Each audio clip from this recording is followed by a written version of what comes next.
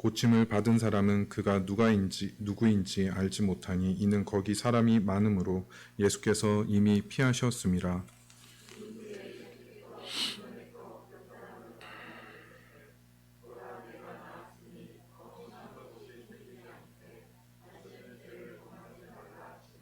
그 사람이 유대인들에게 가서 자기를 고친 이는 예수라 하니라. 다 같이 읽겠습니다.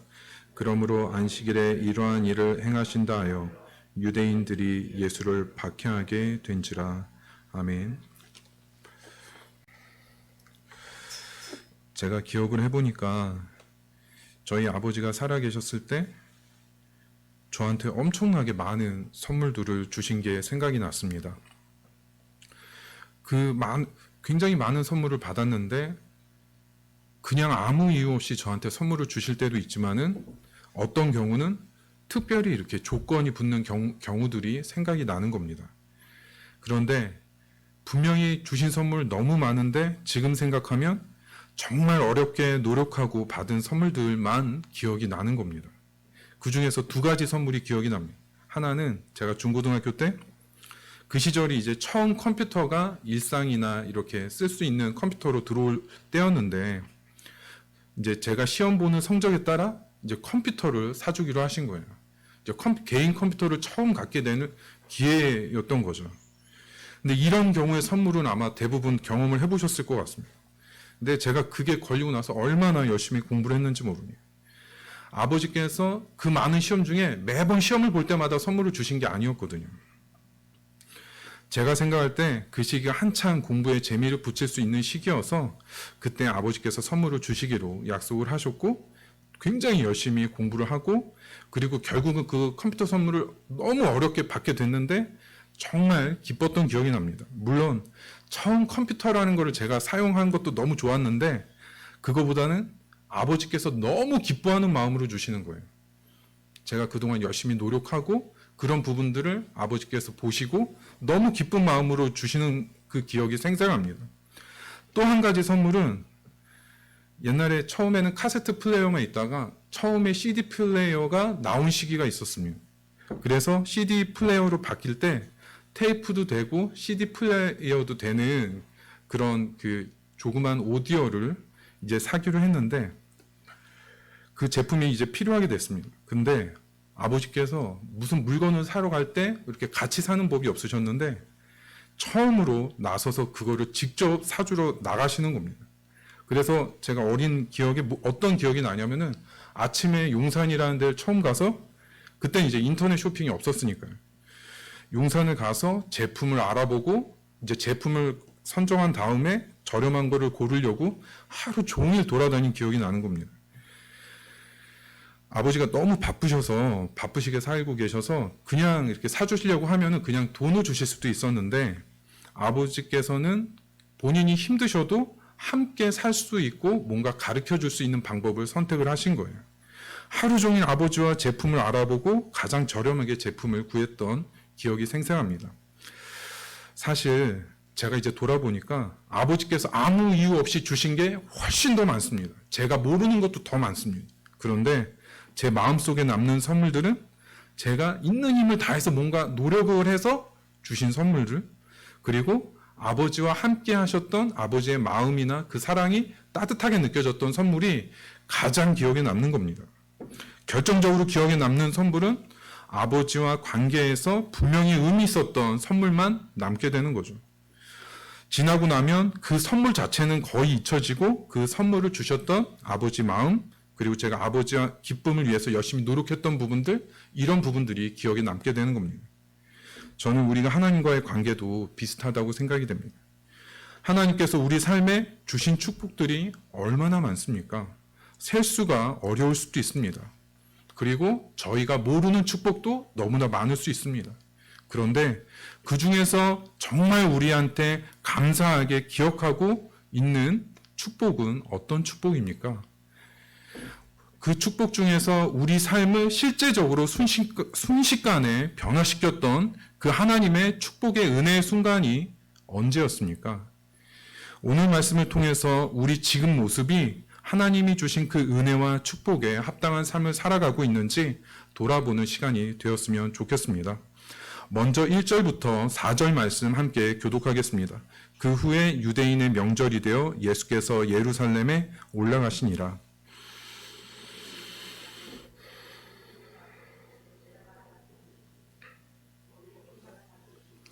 그 안에 많은 병자, 맹인, 다리 저는 사람, 혈기 마른 사람들이 누워 물의 움직임을 기다리니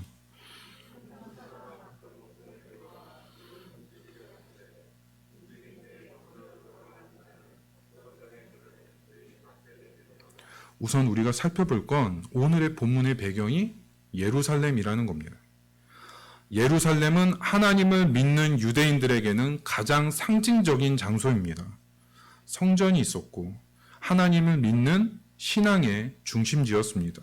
그 중에서도 오늘 본문에 나오는 양문이라고 하는 것은 예루살렘의 여러 개 문 중에서 북동쪽에 있는 문을 양문이라고 했고, 양시장에서 사람들이 양을 데리고 이 문으로 많이 왔기 때문에 양문이라고 이름이 붙여진 것 같습니다. 그리고 그 양문 옆에 베데스다라는 큰 못이 있었는데 못 옆에 행각이 5개가 있었고 거기에 많은 병자들이 있었다는 겁니다. 여기서 베데스다라는 말은 원래는 히브리어 베트에시다라는 말에서 나왔는데 그 의미가 뿜어 나온다라는 의미입니다. 이 못이 특별한 건 간헐천이 있어서 때때로 물이 뿜어져 나오는 현상이 있었던 거죠. 그런데 사람들은 이곳에 천사가 내려와서 못 물을 움직인다고 믿고 있었습니다. 사람들은 천사가 내려와서 못 물을 움직이게 한다고 믿은 거죠. 사람들은 천사가 물을 움직이게 할 때 누구든지 가장 먼저 물에 들어가는 자는 무슨 병이든지 다 낫는다는 미신을 믿게 된 겁니다. 예루살렘에서 말이죠. 우리가 생각할 건 지금 예수님이 예루살렘에 오신 그때가 유대인 명절이었다는 겁니다. 어떤 명절인지 나오지 않지만 예루살렘 안에 많은 사람들이 절기를 즐기고 제사를 드리고 있던 시간이었습니다. 그런데 예수님이 향하신 곳은 예루살렘 안에서 모든 병자들이 미신을 기대하면서 모여있는 행각이었습니다. 오늘 본문에서는 이곳을 주목하고 있지만 사실 그 당시 현장에서 어떤 아무도 관심 가지지 않는 굉장히 누추한 곳을 예수님께서 찾으신 겁니다. 이들이 많은 병자라는 사실도 중요하지만 이들이 모여있는 이유가 미신을 믿기 때문이었다는 것도 중요합니다. 지금 베데스다에 모여있는 사람들의 모습이 저는 바로 현대를 사는 우리의 모습과 비슷한 점이 있다고 생각합니다.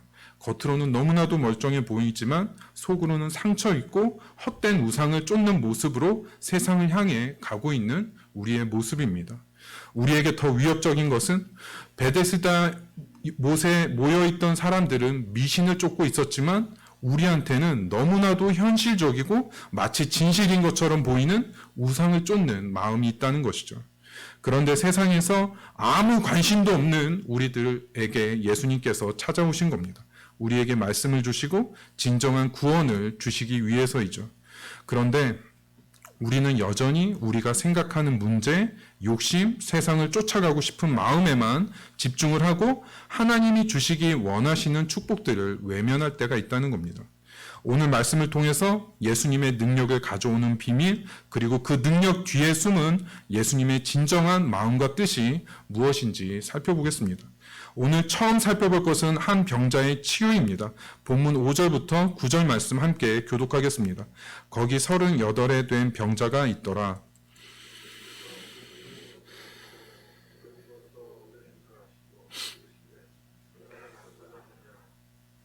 병자가 대답하되 주여 물이 움직일 때 나를 못에 넣어주는 사람이 없어 내가 가는 동안에 다른 사람이 먼저 내려가나이다.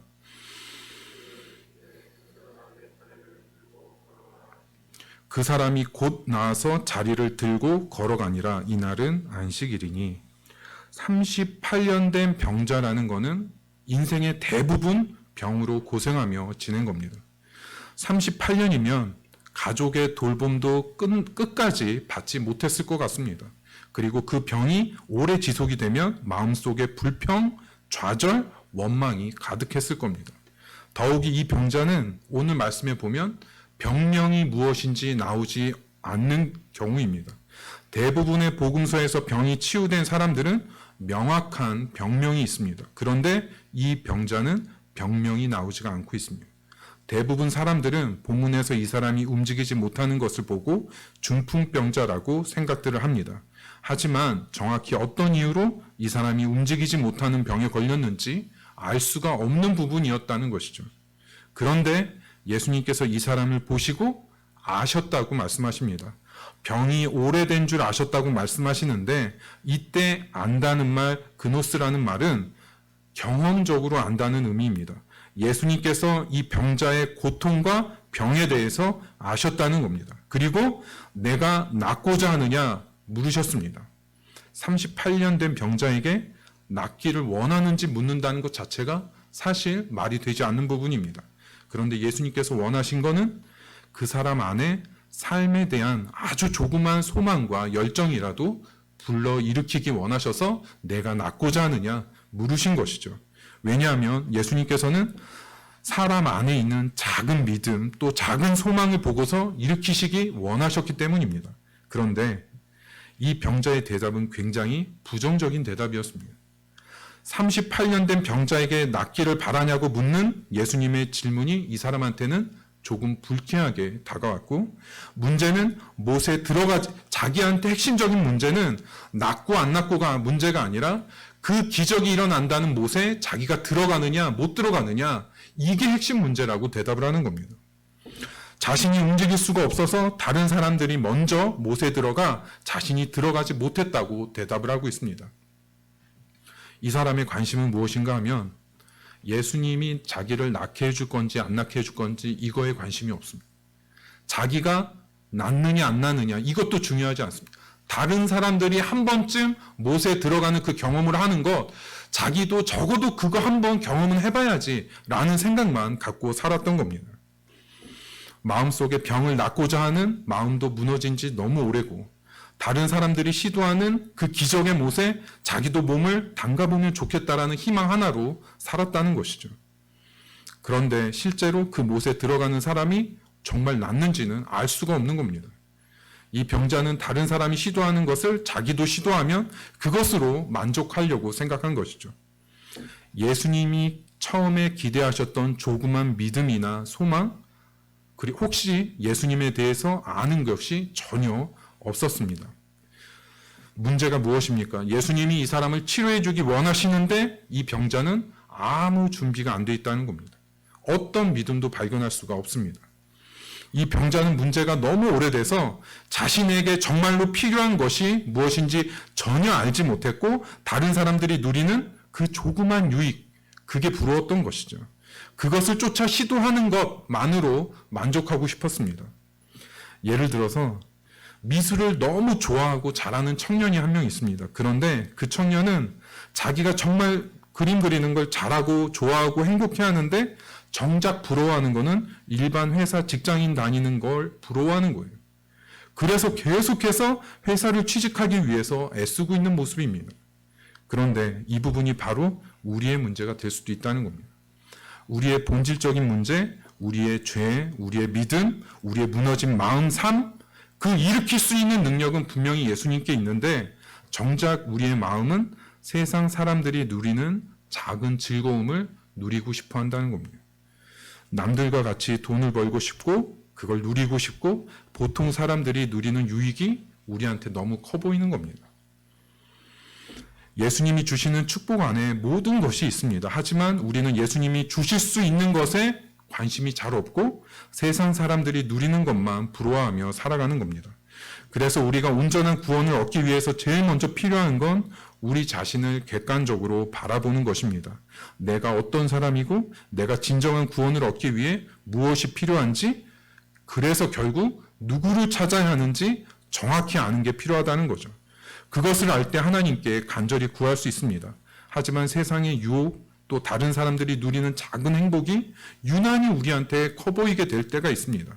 하지만 그 눈에 보이는 행복은 오늘 본문에 나오는 베데스다 연못에 불과하다는 것이죠. 실제로 우리가 가지고 있는 본질적인 문제는 해결되지 않는다는 겁니다. 잠깐 동안의 유익과 만족을 줄 뿐입니다. 진정으로 지금 우리에게 필요한 것이 무엇인지 살펴보고 우리의 구원이 되시는 예수님을 찾으시기를 바랍니다. 오늘 본문에 나오는 병자가 아무것도 준비되어 있지 않았는데 예수님이 이 사람을 고치십니다. 무작정 예수님은 말씀을 선포하셨습니다. 일어나 내 자리를 들고 걸어가라. 아무 믿음도 예수님을 알지도 그 마음속에 심지어 원하지도 않는 그 사람에게 예수님은 엄청난 능력의 말씀을 주셨습니다. 예수님이 말씀하시는 순간 이 병자가 곧 나아서 걸어가게 됩니다. 이 병자는 믿음도 없었고 예수님을 알지도 못했고 마음속에 간절함도 없었습니다. 그런데 예수님께서는 말씀을 선포하셨습니다. 예수님의 능력이 나타나는데 그 어떤 자격이나 장애도 없다는 겁니다. 심지어 우리의 믿음 없음조차도 예수님의 능력을 나타내는 데는 어떤 걸림돌이 되지 않는다는 의미입니다. 중요한 것은 예수님이 마음속에서 결정한 것이고 예수님의 말씀이 결정적이라는 거죠. 내가 아무리 부족하고 믿음이 없어도 예수님이 주신 말씀의 능력을 붙들 때 능력은 나타난다는 겁니다. 능력의 근원은 오직 예수님의 결정, 예수님의 말씀에 있습니다. 예수님이 이 병자에게 이러한 방법을 쓰신 것은 이 병자가 너무나도 병들고 마음과 심령이 완전 무너져 있었기 때문에 예수님께서는 먼저 고쳐주시고 말씀을 주시려고 한 것이죠.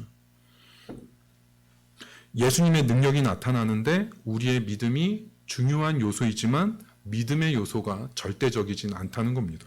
예수님이 원하시면 얼마든지 말씀을 주실 수 있고 우리는 말씀만 붙들면 능력을 경험할 수 있습니다. 그래서 우리는 우리 자신을 보지 말고 무조건 말씀을 붙들고 의지해야 하는 겁니다. 그럴 때 능력이 나타날 수 있습니다. 그런데 여기서 질문이 한 가지 있습니다. 예수님의 능력이 오직 예수님께 달려있고 말씀의 모든 것이 달려있다면 우리가 가지고 있는 믿음, 우리가 간절히 나아가야 하는 기도, 이게 소용이 없는 걸까요? 오늘 말씀은 절대로 그렇지 않다는 겁니다. 오늘 두 번째로 살펴볼 것은 병 나은 후의 문제입니다. 본문 10절부터 13절 말씀 함께 교독하겠습니다. 유대인들이 병 나은 사람에게 이르되 안식일인데 내가 자리를 들고 가는 것이 옳지 아니하니라.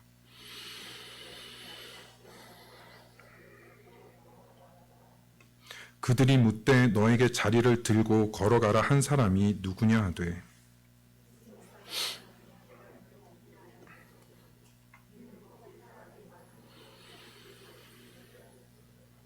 유대인들이 병에서 나은 사람을 보고 안식일에 일어서는 것 자체가 옳지 않다고 지적한 겁니다.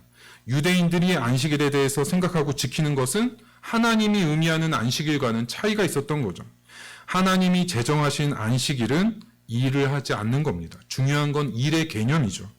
하나님이 의미했던 일은 어떤 사람이 평소에 자신의 생업과 관련해서 늘 행하던 일을 의미합니다. 그런데 유대인들은 그것을 자신들이 더 세분화해서 어떤 것을 한 곳에서 다른 곳으로 가지고 가거나 옮기는 것, 이 정도의 행동도 포함해서 39가지의 종류의 일로 구분하고 지키고 있었습니다. 그런데 막상 예수님이 생명을 구하는 일을 나타내셨는데 그게 자신들의 규정을 지키는 것보다 의미가 없는 것으로 생각을 한 것이죠. 그런데 오늘 말씀에서 중요한 건 이 병든 사람의 반응입니다. 안식일에 자신을 고쳐준 예수님께 오히려 책임을 돌리고 있는 겁니다. 자기 잘못이 아니고 자신을 고쳐준 사람이 잘못이라고 말하고 있는 겁니다. 결정적으로 유대인들이 고쳐준 사람이 누구냐고 물었는데 이 사람은 예수님을 모른다고 대답을 했습니다. 이것이 바로 이 사람의 결정적인 문제였습니다. 자신의 38년 된 병이 예수님의 말씀 하나로 완전히 치료됐는데 그런데 예수님을 모르는 겁니다. 모르는 정도에 머무는 게 아니라 오히려 안식일 규정의 책임을 예수님께 돌리고 있는 겁니다. 이 사람은 예수님이 주시는 능력을 경험했지만 예수님을 모르고 있고 믿지도 않고 있었던 문제를 가진 것이죠. 오늘 말씀에서 하나님께서 우리에게 바라시는 부분이 바로 이 부분입니다. 문제 해결은 예수님을 믿지 않고 모르고 있어도 나타날 수 있다는 겁니다. 왜냐하면 예수님의 뜻과 말씀의 능력이 있기 때문에 우리한테 믿음이 있고 간절함이 없어도 예수님은 주실 수 있다는 거예요. 그런데 예수님이 우리에게 바라시는 것은 그 문제를 통해서 예수님을 진심으로 알아가는 겁니다. 그래서 예수님은 쉽게 우리한테 응답을 해주시지 않을 때도 있고 우리로 하여금 계속 말씀을 듣게 해주시고 간절히 구하게 하셔서 예수님이 어떤 분이시고 어떤 사랑을 우리에게 베풀어 주시는지 알게 하기를 원하신다는 겁니다. 결정적으로 예수님의 능력과 기적이 우리에게 믿음을 주지 못한다는 말씀입니다. 예수님은 우리의 믿음이 없어도 얼마든지 능력을 나타내 주실 수 있지만 우리가 가진 마음의 목적이 그 능력 자체, 문제 해결, 기적 자체라면 그것을 통해서 예수님을 알 수도 없고 믿을 수도 없습니다. 그래서 간절한 기도와 믿음 없이 얻어줄 수 있는 하나님의 축복 너무나 많지만 정말 중요한 우리 삶에 우리를 살리는 축복은 간절한 기도와 믿음으로 찾아야 하는 겁니다. 왜냐하면 그 과정을 통해서 예수님을 인격적으로 분명히 알아갈 수 있는 더 큰 은혜가 있기 때문입니다. 이 환자는 예수님께서 엄청난 능력을 주셨지만 예수님께 관심이 없는 겁니다. 자신의 문제로만 만족하고 있었습니다. 그래서 우리는 아주 작은 문제 하나라도 간절한 기도와 믿음으로 하나님께 구해야 합니다. 간절히 구해야만 주시기 때문에 구하는 게 아니라 간절히 구하지 않아도 우리에게 주실 수 있는 것이 너무나 많습니다. 그런데 간절히 믿음을 가지고 간구해서 하나님께서 주신 것만 진정으로 우리한테 남는 거라는 겁니다. 하나님께 받은 축복이 남는 게 아니라 믿음으로 간구하면서 경험했던 하나님의 은혜와 사랑을 우리가 깊이 경험하는 게 우리 것이 되는 것이죠. 문제를 들고 하나님께 나아가 응답받는 것 너무 중요하지만 거기서 머물면 안 되고 참된 예수님의 사랑과 은혜를 깊이 알아가시는 성도님들 되시기를 바랍니다. 오늘 마지막으로 살펴볼 것은 다시 찾아오신 예수님입니다. 본문 14절부터 16절 말씀 함께 교독하겠습니다. 그 후에 예수께서 성전에서 그 사람을 만나 이르시되 보라 내가 나았으니 더 심한 것이 생기지 않게 다시는 죄를 범하지 말라 하시니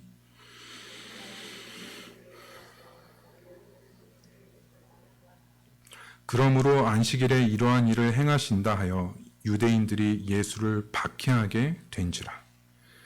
14절에 예수님께서 그 사람을 다시 만나셨다고 하는데 이 만나셨다는 말은 예수님께서 직접 그 사람을 찾아가셨다는 의미입니다. 예수님은 이 사람이 기적을 받고 그냥 원래 자신의 삶으로 돌아가는 것을 절대 원치 않으셨고 진정한 구원을 주시기 위해서 예수님이 직접 그 사람을 다시 찾아가신 겁니다. 그 사람의 진정한 돌이킴이 있고 진정한 회개와 구원을 주시기 원하셨습니다. 그래서 내가 나았으니 더 심한 것이 생기지 않게 다시는 죄를 범하지 말라. 이 사람의 밝혀지지 않았던 병의 문제가 죄의 문제였다는 겁니다. 절대 우리가 오해하지 말아야 될 건 모든 병이나 삶에 일어나는 문제가 죄와 꼭 연관되어 있는 것은 절대 아닙니다. 그런데 이 사람의 경우는 38년 동안 병이 악화된 데에 죄가 원인이었는데 예수님께서는 그 문제를 알고 계셨다는 겁니다. 이 문제에 대해서 어떤 누구도 이 사람한테 말해주지 않았습니다. 그런데 예수님은 이 사람을 정말 귀하게 생각하시고 사랑하신 것이죠. 그 영혼을 구하기 원하셨고 그동안 죄에서 완전하게 건진받기를 원하셨습니다. 그래서 자신을 부인하는 이 사람을 예수님께서 다시 찾아가신 겁니다. 그리고 아무도 말해주지 못하는 그 사람의 분명한 그 죄에 대해서 말씀을 해주신 겁니다. 이제 그 죄를 인정하고 예수님께 용서를 받고 이제 새로운 삶을 살 수 있는 기회가 주어진 거죠. 그런데 이 사람이 이 부분을 받아들이지 않습니다. 예수님께 돌아오지 않고 그 말씀을 듣고 바로 유대인들에게 가서 자신을 고치신 분이 예수라고 말을 하는 겁니다. 예수님이 너무나도 긍휼히 여기시고 끝까지 찾으셔서 구원하고자 했지만 이 사람은 오히려 유대인들이 예수님을 박해하도록 만드는 계기를 제공하게 되는 겁니다. 그리고 복음서에서 오늘 본문 이후부터 유대인들이 예수님을 심하게 박해하는 것이 진행이 되게 됩니다. 만약 이 사람이 예수님이 말씀하셨을 때 자기가 그 죄에 대한 그 복음을 인정하고 겸손하게 받아들이고 죄 용서를 받았다면 어떤 일이 일어났을까요? 이 사람은 참된 영혼의 기쁨을 찾고 그동안 베데스다 연못에 있던 다른 병자들에게 가서 예수님의 소식을 전하는 복된 인생을 살았을 것입니다. 하지만 자신의 죄를 드러내는 예수님 앞에 이 사람은 불신앙으로 반응한 겁니다. 오히려 예수님의 반대 방향으로 가는 걸 선택했습니다. 우리가 여기서 알 수 있는 것은 예수님이 우리에게 주시기 원하시는 정말 소중한 믿음은 기적을 나타내는 믿음이 아니라 구원에까지 이르는 믿음이라는 겁니다. 구원에 이르는 믿음이 어떤 믿음입니까? 예수님께 우리의 죄를 고백하고 다시 예수님께 돌아오는 믿음입니다. 죄에 대해서 죽고 이제 예수님을 위한 새로운 삶을 향해 나아가는 믿음이 구원받는 믿음입니다. 그런데 크리스찬 중 많은 사람들은 예수님의 기적과 사랑과 은혜를 맛보는 데까진 가지만 또다시 세상으로 가는 것을 많이 보게 됩니다. 다시 자신의 욕심, 세상의 유익을 위해 달려가는 것이죠. 그래서 우리에게 문제가 해결되는 것보다 중요한 게 여기 있습니다. 예수님께 돌아오는 겁니다. 우리의 해결되지 않은 문제 혹은 해결되었으면 그 기쁨과 감사함을 가지고 예수님께 돌아오는 겁니다. 그것이 구원받는 믿음이라고 말씀하고 있습니다. 우리에게 아직 응답받지 않은 문제가 있다면 그것은 예수님이 주시기 원하시는 귀한 믿음의 선물이 분명히 있기 때문입니다. 먼저는 우리 자신의 객관적인 모습을 보고 우리에게 정말로 필요한 것이 무엇인지 바르게 스스로를 볼 수 있어야 합니다. 그리고 예수님께 우리의 믿음과 상관없이 예수님께서 우리의 문제를 해결하실 수 있다는 능력을 붙드는 것이죠. 그래서 우리 자신을 의지하지 않고 말씀만 붙들어야 합니다. 하지만 그 능력의 믿음에만 우리가 머무르면 안 되고 참된 예수님을 알아가기 위해서 간절한 기도와 믿음으로 나아가야 합니다. 응답이 주어진다고 다 같은 응답이 아니라는 겁니다. 예수님이 주시는 깊은 은혜와 사랑을 통해서 주어질 때 정말 참된 우리의 것이 될 수 있는 것이죠. 마지막으로 모든 문제와 현실에도 불구하고 예수님께 돌아오는 삶입니다. 우리의 죄가 예수님 안에서 다루어지고 예수님이 주시는 죄 용서와 참된 기쁨으로 예수님이 주시는 참된 삶을 살아가시는 성도님들 되시기를 바랍니다.